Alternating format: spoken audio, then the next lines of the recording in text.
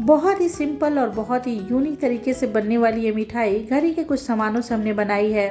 आपके घर में त्यौहार पड़े या फिर मेहमान आने हो, एक बार ये मिठाई सबको बना के खिला देंगे, आपकी इतनी तारीफ होगी कि आप खुशी से झूम उठोगे।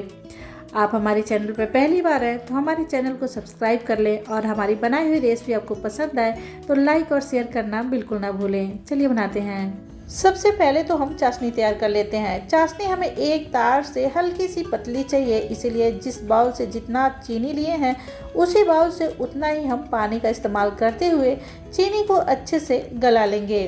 चीनी अच्छे से गल गया है और चाशनी भी हल्की थिक लग रही है। एक बार चेक कर लेते हैं चाशनी जैसा हमें चाहिए है कि नहीं है। अब चाशनी को चम्मच में ऐसे किए हैं तो एक लेयर बना है और चम्मच पे भी काफ़ी अच्छी खासी शाइनिंग आ रही है। हाथों में ऐसे कर रहे हैं तो थोड़ा सा चिपचिपा लग रहा है। जैसा हमें चाहिए उस हिसाब से चाशनी हो गई है। अब गैस को बंद कर देंगे और चाशनी में 8-10 बूंद हम केवड़ा जल का इस्तेमाल कर रहे हैं। इससे जो मिठाई होता है वो बहुत ही टेस्टी लगता है। आप चाहे तो छोटी इलायची पाउडर या फिर केसर का भी इस्तेमाल कर सकते हैं और 8-10 बूंद नींबू का भी डाल देना है। अच्छे से मिक्स कर देना है। अब चाशनी बन के तैयार हो गई और यहाँ पे हम पनीर का इस्तेमाल कर रहे हैं। चाहे तो आप घर पे जो दूध आता है उससे भी पनीर बना सकते हैं। ये मार्केट वाला पनीर है। मेरे पास 100 ग्राम पनीर था तो हम सोचे चलो कुछ अलग तरीके से मिठाई बनाते हैं। अब हमें पनीर को मिक्सर जार में एकदम स्मूथ फ्लफी सा क्रीमी पेस्ट तैयार कर लेना है।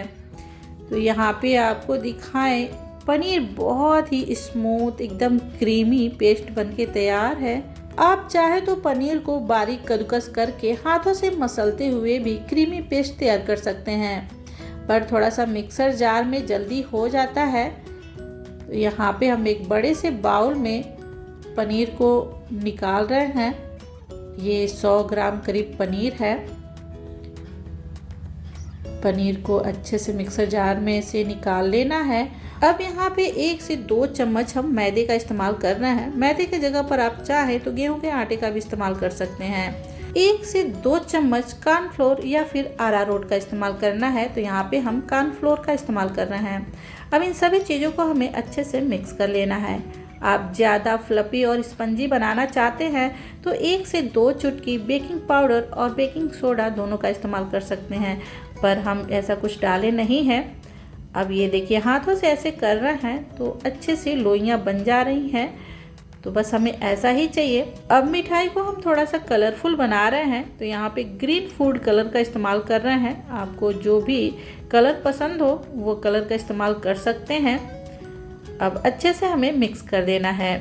अगर आप डो को ज़्यादा थिक बनाना चाहते हैं तो वहाँ पर बेकिंग पाउडर और बेकिंग सोडा चाहे तो दोनों का इस्तेमाल करें या फिर दोनों में से एक का इस्तेमाल करना ज़रूरी हो जाता है, तभी जाके मिठाई अच्छे से बनती है।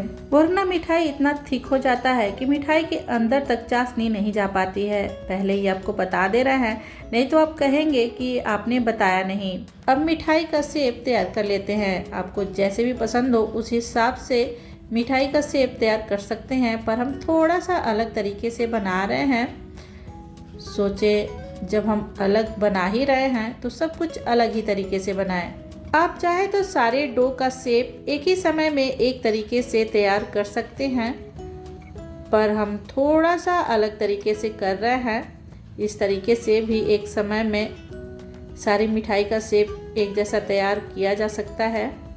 किनारों को हमें कटिंग करके निकाल लेना है। थोड़ा सा हम चाकू को घुमा दिए हैं, इसी वजह से ऐसे हो गया है। अब चारों तरफ से ऐसे ही करके हमें हल्के हाथों से निकालना है। डो थोड़ा सा गीला ही है, हम टाइट नहीं किए हैं। थोड़ा सा गीला डो रहता है तो मिठाई अंदर से वैसे भी फ्लफी हो जाता है और थोड़ा सा क्रिस्पी होता है।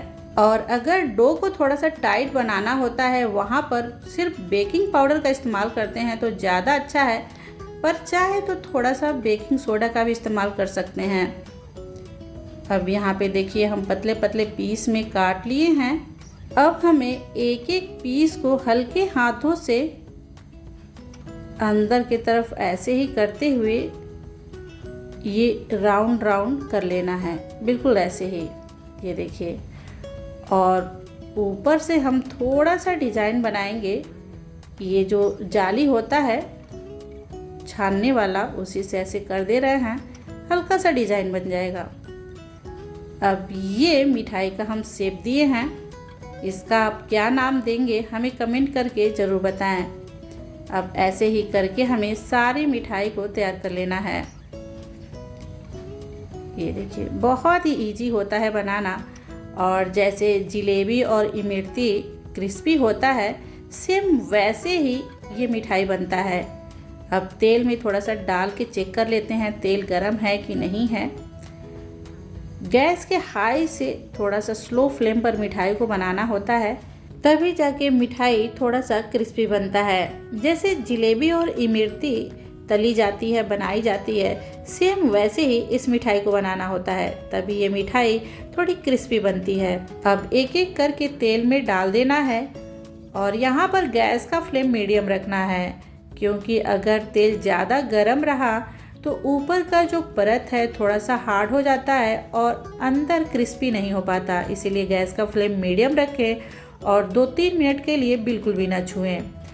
अब यहाँ देखिए मिठाई अपने साइज से 1.5 गुना बड़ा हो गया है। अब ऊपर का जो परत है हल्का सा क्रिस्पी हुआ है। अब यहाँ पे हम मिठाई को पलट सकते हैं, और जब लगे कि मिठाई का साइज अपने साइज से 1.5 गुना बड़ा हो गया है, तब जाके गैस का फ्लेम हाई से थोड़ा सा लो रख के मिठाई को तलें। और जब लगे ऊपर का जो परत है वो अच्छा खासा क्रिस्पी हो गया है, तो 2-3 मिनट के लिए और गैस का फ्लेम मीडियम करके मिठाई को अच्छे से तल लें, ताकि अंदर तक अच्छे से क्रिस्पी हो जाए। जब अंदर तक अच्छे से क्रिस्पी हो जाता है तो चाशनी अंदर तक बहुत ही अच्छे से जाती है, और जैसे जिलेबी और इमरती में चाशनी जाती है, सेम वैसे ही ये पनीर की मिठाई में चाशनी जाती है। पनीर की मिठाई जितना क्रिस्पी चाहिए उस हिसाब से हो गया है। अब हम छान के निकाल लेते हैं और चाशनी में डाल देंगे। नॉर्मल चाशनी में ही मिठाई को डालना होता है, गरम चाशनी में मिठाई को ना डालें, वरना मिठाई फूल जाएगी, क्रिस्पी नहीं रहेगी। इसीलिए नॉर्मल चाशनी में ही मिठाई को डालें। आप चाहें तो चाशनी वाली मिठाई बनाएं, या फिर जैसे बालूशाही बनती है और उसमें चीनी जम जाता है, वैसे भी कर सकते हैं। वैसे बनाने के लिए चाशनी एक तार की रखें, तभी जाके बालूशाही के जैसे बन के तैयार होगी। अब यहाँ पे 10 से 15 मिनट के लिए मिठाई को हम चाशनी में रखेंगे, और ये देखिए बहुत ही ज़्यादा टाइट हुआ है, अंदर से उतना ही फ्लफी है। अब तो आपको देख के लग ही रहा होगा कि जैसे इमरती और जलेबी होता है, ऊपर से क्रिस्पी और अंदर से पूरा रस भरा हुआ, सेम वैसे ये मिठाई हुआ है। अब हम मिठाई को दानेदार रबड़ी के साथ सर्व करेंगे। अब आप सोच रहे होंगे कि इतनी क्रीमी दानेदार रबड़ी बनी कैसे, तो आपको बता दें, आप रबड़ी चाहे जैसे भी बनाएं, आप रबड़ी को 1 से 2 बार मिक्सर जार में घुमा दीजिए, दानेदार क्रीमी सा रबड़ी बन के तैयार हो जाता है। अब रबड़ी के ऊपर हम मिठाई रख देते हैं, और मिठाई को हम थोड़ा सा टूटी फूटी और ड्राई फ्रूट से ऊपर डेकोरेट कर देते हैं, ताकि देखने में सुंदर लगे।